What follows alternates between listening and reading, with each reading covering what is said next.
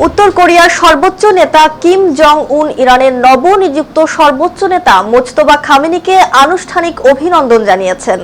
সোমবার উত্তর কোরিয়ার রাষ্ট্র সমর্থিত গণমাধ্যম এবং কিম জং উনের নিজস্ব সামাজিক যোগাযোগ মাধ্যম অ্যাকাউন্টে প্রকাশিত এক বিবৃতিতে এই অভিনন্দন বার্তা দেওয়া হয়।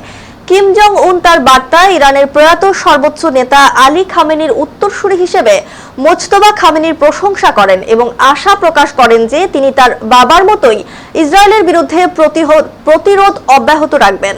কিম জং উন বিশেষভাবে উল্লেখ করেন যে ইসরায়েলের ঔদ্ধত্য ভাঙতে এবং তাদের অপমানিত করতে ইরানের এই নতুন নেতৃত্ব গুরুত্বপূর্ণ ভূমিকা রাখবে বলে তিনি দৃঢ়ভাবে বিশ্বাস করেন। মধ্যপ্রাচ্যে বর্তমান মার্কিন এবং ইসরায়েলি আগ্রাসন চরম আকার ধারণ করেছে বলে উত্তর কোরিয়ার পক্ষ থেকে দাবি করা হয়েছে। মনীষা ইসলাম, নিউজ 21 ইন্টারন্যাশনাল ডেস্ক।